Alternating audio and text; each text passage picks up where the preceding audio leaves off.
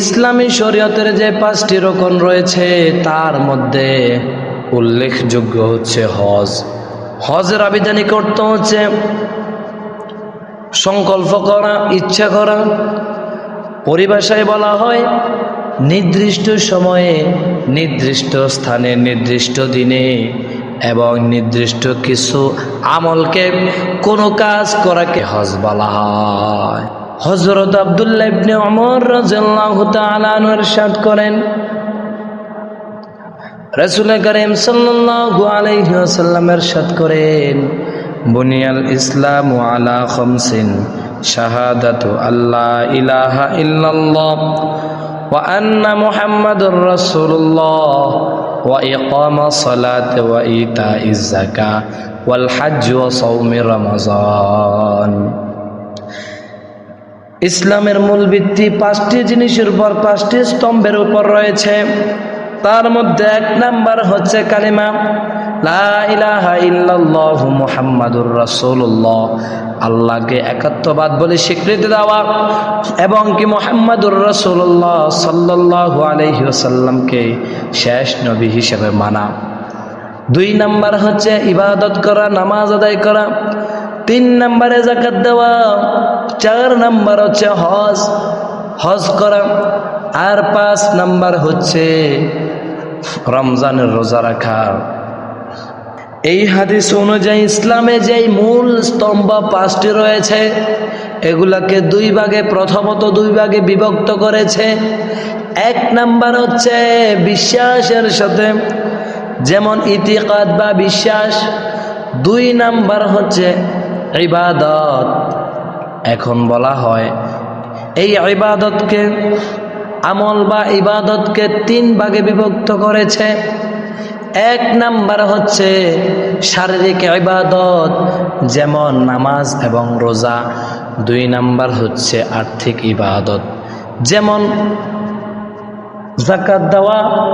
আর 3 number হচ্ছে আর্থিক এবং শারীরিক উভয়টা মিলে যেটাকে পালন করা হয় ওইটা, অর্থাৎ হজ। এজন্য হজের ফজিলত অনেক বেশি।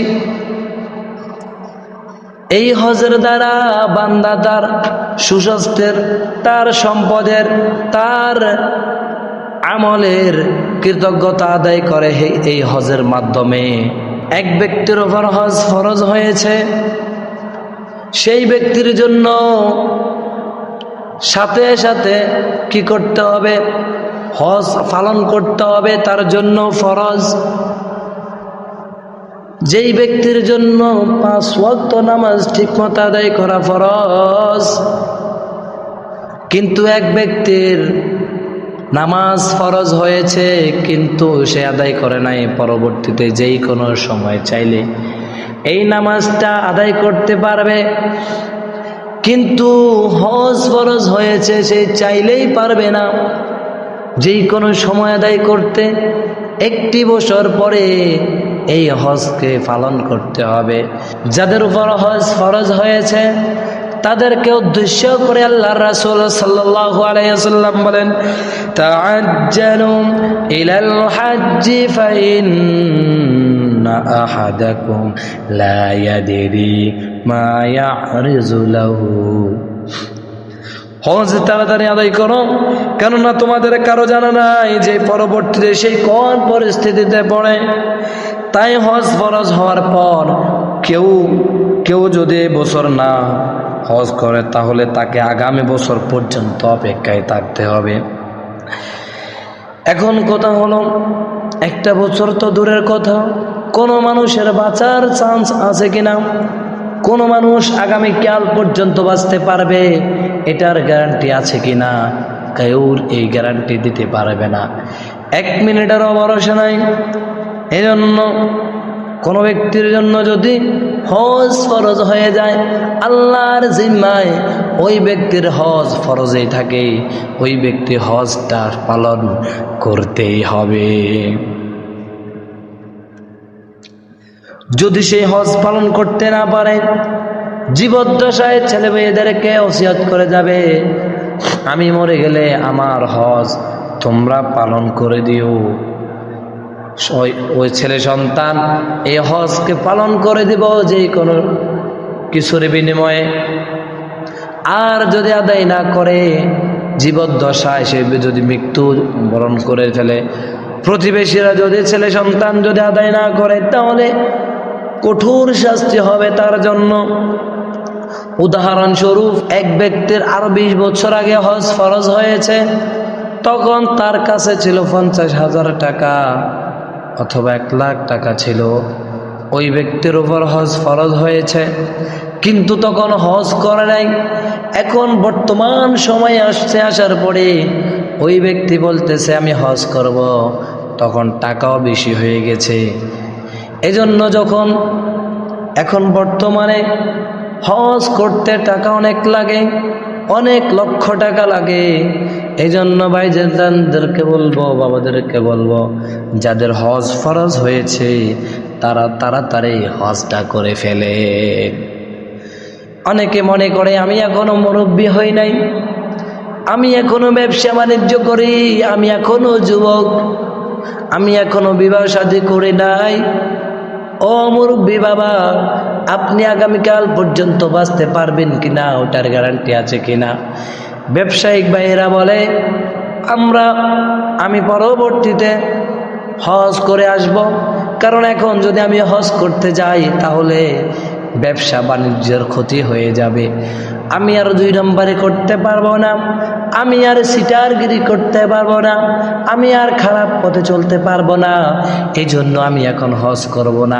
এটা বলে বলে আমরা বৃদ্ধ বয়স করে ফেলি। অনেকেই বলে আমি ছেলে সন্তানদেরকে বিবাহ শাদী করে যাই। কোনো ব্যক্তির যদি হজ ফরজ হয়ে যায়, বিবাহ থেকে উত্তম হচ্ছে, ফরজ হচ্ছে তার জন্য হজ আদায় করে নেওয়া। সুতরাং যাদের উপরে হজ ফরজ হয়েছে তারা যদি হজ এখন না করে তারা নিয়ত করবে। সুতরাং যাদের উপর ইতিপূর্বে হজ ফরজ হয়েছে তারা যদি হজ পালন করতে হয় করে নাই, হজ পালন করে নাই, তারা আজকে থেকে তওবা করবে, আল্লাহর কাছে দোয়া করবে, এখন থেকে টাকা জমানো শুরু করবে এবং কি হজের জন্য প্রস্তুতি গ্রহণ করবে। যদি নিজে না যেতে পারে তাহলে একজনকে পাঠাই হলেও নিজের হজটা আদায় করে নিবে। 2 নাম্বার। আর 3 নাম্বার হচ্ছে, যদি হজ করতে না পারে, যদি জীবদ্দশায় তার সম্ভব না হয়, তাহলে ওই ব্যক্তি কি করবে? ওই ব্যক্তির ছেলে সন্তানদেরকে ওসিয়ত করে যাবে, আমি যদি মরে যাই আমার পক্ষ থেকে তোমরা হজটা পালন করে দিও। আজকের সমাজের ছেলে সন্তান মা বাবা এত কিছু দেওয়ার পরে ছোট্ট একটা ওসিয়ত করে, ওসিয়ত পালন করতে চায় না। তারা বলে তাদেরকে ধন সম্পদ দিয়ে গেছে, অন্ধকার কবরে চলে গেছে। যাদেরকে এত ধন সম্পদ দিয়ে গেছে, মা বাবা কবরে চলে গেছে, তারা তাদের মা বাবার ওসিয়ত গুলো পূরণ করে না। কবির ভাষায় বলে যান, তো তাওয়াঙ্গার গাছতে আজমালে মা আইজামা গা ফেলে শুধু আজা হালে মা। আমাদের সম্পদ দ্বারা তোমরা সম্পদশালী হয়েছ, অথচ আমরা কবরে কিভাবে আছি আমাদের কথা বলে গেছ। এজন্য হজ মূলত মানুষদেরকে আখিরাত ও পরকালকে স্মরণ করে দেয়। এখানে কোনো আত্মগম্ভীরতা নেই, কোনো হুমিকা অহংকার নেই, উন্নসিত নেই। কেননা হজে দ্বারা যায় ধনী গরিব সকলেই একই জায়গায় সাদা কাপড়ে পরে, কবরের যাত্রীর মতো সাদা কাপড় পরে সবাই বলতে থাকে লাব্বাইক আল্লাহুম্মা লাব্বাইক। আরাফার ময়দানে এই কথা ব্যতীত অন্য কোনো কথা চলে না। এই কথা বলে রব্বুল আলামিন কাবার মালিক ওই সময় বান্দাদের দিকে তাকায়ে থাকেন। আর আজকের সমাজের মধ্যে হজ করতে গিয়ে দেখা যায় সেলফি তোলে, দেখা যায় ভিডিও করে, অথচ হারামাইন শরীফে কাবা ঘরের মধ্যে কোনো ব্যক্তি যদি কোনো দুনিয়াবি কোনো কাজ করে তার জন্য হারাম হয়ে যায়। তাহলে আপনি আমি হারাম কাজ করার জন্য হালাল জায়গা যাই ইবাদতের করতে, কিন্তু আজকের যুব সমাজের অনেককে দেখা যায় হারামাইন শরীফের মধ্যে কাবা ঘরের ভিতরে গিয়ে, কাবা ঘরের প্রাঙ্গণে গিয়ে তারা ছবি তোলে। এজন্য এগুলো সম্পূর্ণ হারাম, নিষেধ। যখন বান্দা বান্দি লাব্বাইক আল্লাহুম্মা লাব্বাইক বলতে থাকে, আল্লাহ রাব্বুল আলামিন খুশি হয়ে ওই বান্দা বান্দিদেরকে মাফ করে দেয়। হজের বিধান হযরত আদম আলাইহিস সালাতু ওয়াস সালাম থেকে চলে আসছে। যখন নূহ আলাইহিস সালাতু ওয়াস সালামের মহাপ্লাবন হয়েছিল, এরপরে আবার আল্লাহ পাক রব্বুল আলামিন হযরত ইব্রাহিম আলাইহিস সালাতু ওয়াস সালামকে ঘোষণা করলেন। ইব্রাহিম আলাইহিস সালাতু ওয়াস সালামকে বললেন কাবা ঘর পুনর্নির্মাণ করতে। পুনর্নির্মাণ করার পরে আল্লাহ পাক রব্বুল আলামিন হযরত ইব্রাহিম আলাইহিস সালাতু ওয়াস সালামকে ঘোষণা করে দিয়ে বলেন, যাও মানুষদের কাছে আহ্বান করো। আল্লাহ পাক রব্বুল আলামিন ইরশাদ করেন, وَأَذِّنْ فِي النَّاسِ بِالْحَجِّ يَأْتُوكَ رِجَالًا عَلَى كُلِّ ضَامِرٍ يَأْتِينَ مِنْ كُلِّ فَجٍّ عَمِيقٍ। লোক সমাজের হজের ঘোষণা করে দাও এবং তারা পথ বেজে দুর্বল উৎকৃষ্ট অর্থাৎ উঠে চড়ে যেইভাবে হবে পারে এই কাবা ঘরে হজ করতে আসে, তারা যেন হজ আদায় করে, হজ পালন করে। হযরত ইব্রাহিম আলাইহিস সালাতু ওয়াস সালাম মাকাম ইব্রাহিমে দাঁড়ানোর পরে দুই কানে হাত দিয়ে পূর্ব পশ্চিম উত্তর দক্ষিণে ঘোষণা করে দিলেন। তাফসীর ইবনে কাসিরের মধ্যে আছে এই কথা আল্লাহ পাক রব্বুল আলামিন আসমান জমিন এবং রূহের জগৎ সকল জগতের মধ্যে এগুলাকে ঘোষণা করে দিয়ে দিলেন। আর সাথে সাথে সকলে বলতে লাগলেন, লাব্বাইক আল্লাহুম্মা লাব্বাইক ইন্নাল হামদা ওয়ান নি'মাতা লাতারাল মুলক লা শারীকা লাক লাব্বাইক। এইভাবে সবাই কি করা শুরু করলেন, এই আওয়াজ সকলের কাছে চলে গেল। যেই ব্যক্তি একবার বলেছে ওই ব্যক্তি এক জীবনে একবার হলেও কাবা ঘরে গিয়ে হজ করবে। যে ব্যক্তি দুইবার বলেছে সেই ব্যক্তি দুইবার হজ করবে। যেই ব্যক্তি তিনবার বলেছে ওই ব্যক্তি তিনবার হজ করবে। আর যে ব্যক্তি 10 বার বলেছে সেই ব্যক্তি 10 বার হজ করবে। আর যে ব্যক্তি 20 বার লাব্বাইক বলেছে ওই ব্যক্তি 20 বার হজ করবে। হজের ফজিলত আল্লাহর পয়গম্বর নবী আলাইহিস সালাতু ওয়াস সালাম বলেন, যেই ব্যক্তি আল্লাহর সন্তুষ্টি লাভের উদ্দেশ্যে হজ করবে, আল্লাহ পাকের সন্তুষ্টি অনুযায়ী আল্লাহ পাকের রহমত পাওয়ার আশায় আল্লাহ পাকের উদ্দেশ্যে নিয়ে মনের মধ্যেই সেই তামান্না নিয়ে হজ করবে, ওই হজ চলাকালীন স্ত্রীর সাথে মিলিত হবে না, ওই ব্যক্তিকে আল্লাহ পাক রব্বুল আলামিন তেমন করে দুনিয়ার হজের পরবর্তীতে আনবেন যেমন করে যেই ব্যক্তির মায়ের গর্ভে দুনিয়ার মধ্যে আসে নিষ্পাপ হয়ে যায়, ওই ব্যক্তিকে আল্লাহ পাক রব্বুল আলামিন নিষ্পাপ করে দিবেন, নিষ্পাপ করে বাড়িতে ফিরিয়ে নিয়ে আসবেন। আর হজের ফজিলত কি, হজ করলে আমরা কি পাবো? রাসূল কারীম সাল্লাল্লাহু আলাইহি ওয়াসাল্লাম বললেন, আল হাজ্জু মাবরুরুন লাইসা লাহু জাযাউন ইল্লাল জান্নাহ। আল্লাহ পাক রব্বুল আলামিনের জন্য যেই ব্যক্তি হজ করবে, যেই ব্যক্তি আল্লাহর জন্য হজ করবে, আল্লাহ পাক রব্বুল আলামিন ওই ব্যক্তিকে হজের জাযা হিসেবে তাকে জান্নাত দান করবেন। বলেন না সুবহানাল্লাহ। তিনি আরো বলেন, তাবিউ বাইনাল হাজ্জি ওয়াল উমরাতি ফাইন্না ইয়ানফিআনি ওয়াল ফাকর ওয়ায যুনুব। তোমরা হজ ও উমরা একের পর এক আদায় করো, কেননা হজ এবং উমরা গুনাহ এবং দরিদ্রতা আল্লাহ পাক রব্বুল আলামিন দূর করে দেয়, গুনাহ এবং দরিদ্রতা দূর করে দেয়। হজের ফরজ কখন শুরু হয়? আমাদের শরীয়তের হজ ফরজ হয় 9ম হিজরিতে। রাসূল করিম সাল্লাল্লাহু আলাইহি ওয়াসাল্লামের ধর্মীয় ব্যস্ততা যখন ধরুন সেই বছর হজ করতে পারেননি, তখন তিনি আবু বকর সিদ্দিক রাদিয়াল্লাহু তাআলা আনহুকে আমিরুল হজ মনোনীত করে হজে পাঠান। 10ম হিজরিতে রাসূল করিম সাল্লাল্লাহু আলাইহি ওয়াসাল্লাম প্রায় সমস্ত সাহাবীকে নিয়ে সঙ্গে করে নিয়ে হজ পালন করেন এবং বিদায় হজের ঐতিহাসিক ভাষণটা দিয়ে দেন। এবার হজ ফরজ হওয়ার বিধান।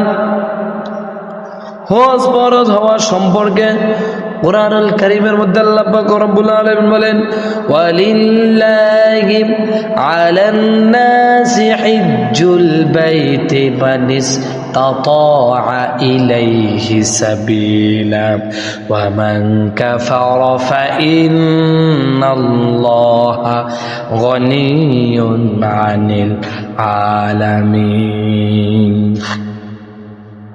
মানুষের মধ্যে যে যেখানে থাকুক না কেন, যে ব্যক্তি যাওয়ার সামর্থ্য রয়েছে আল্লাহর উদ্দেশ্যে ওই ঘরে হজ করার অবশ্য তার জন্য। যে ব্যক্তি কাবাঘর পর্যন্ত যাওয়ার সামর্থ্য রাখে ওই ব্যক্তি কাবাঘর যাওয়া তার জন্য ফরজ।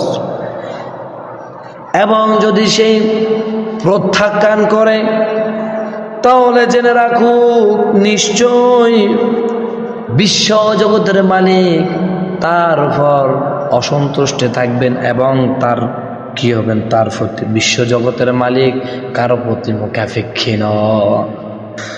রাসূল করিম সাল্লাল্লাহু আলাইহি ওয়াসাল্লাম অপর এক হাদিসের মধ্যে বলেন, ইন্নাল্লাহা ক্বাদ ফারাদা আলাইকুমুল হজ্জ ফাহাজ্জু। আল্লাহ তাআলা তোমাদের উপরে হজ ফরজ করেছেন, সুতরাং তোমরা হজ করো। এবং হজ করার জন্য শর্ত রয়েছে। আল্লাহ তাআলা মানব জাতির প্রতি হজকে ফরজ করেছেন শর্ত সাপেক্ষে। হজের শর্ত হচ্ছে 1 নাম্বার মুসলমান হওয়া, 2 নাম্বার সাবালক হওয়া, 3 নাম্বার সুস্থ হওয়া, 4 নাম্বার স্বাধীন হওয়া, 5 নাম্বার বাইতুল্লাহ পর্যন্ত যাওয়ার সামর্থ্য থাকা। যখন সেই পরিবার ছেড়ে চলে যাবে তারা যেন করে চলতে পারে ঠিক মতে। মহিলার জন্য এসব কিছুর সাথে মাহরাম থাকতে হবে। মহিলা যদি হজ করে তাহলে মহিলার সাথে একজন মাহরাম সঙ্গে থাকতে হবে, রাস্তা নিরাপদ হতে হবে, অর্থাৎ জানমাল ক্ষয়ক্ষতির প্রবল আশঙ্কা না থাকতে হবে।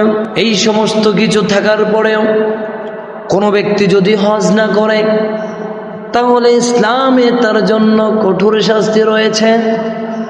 রাসূল করিম সাল্লাল্লাহু আলাইহি ওয়াসাল্লাম ইরশাদ করেন, কোনো ব্যক্তি যদি হজ সামর্থ্য থাকাকালীন হজ করে নাই, কোনো ব্যক্তি যদি হজ ফরজ হয়েছে কিন্তু হজ করে নাই, ওই ব্যক্তি ইহুদি হয়ে মারা গেল, নাসারা হয়ে মারা গেল, ওই ব্যক্তি যদি নিজেকে মুসলমান দাবি করে আর দৈনন্দিন 5 ওয়াক্ত নামাজ আদায় করে, মরার সময় সেই ইহুদি হয়ে মারা যাবে, ইহুদি হয়ে মারা যাবে।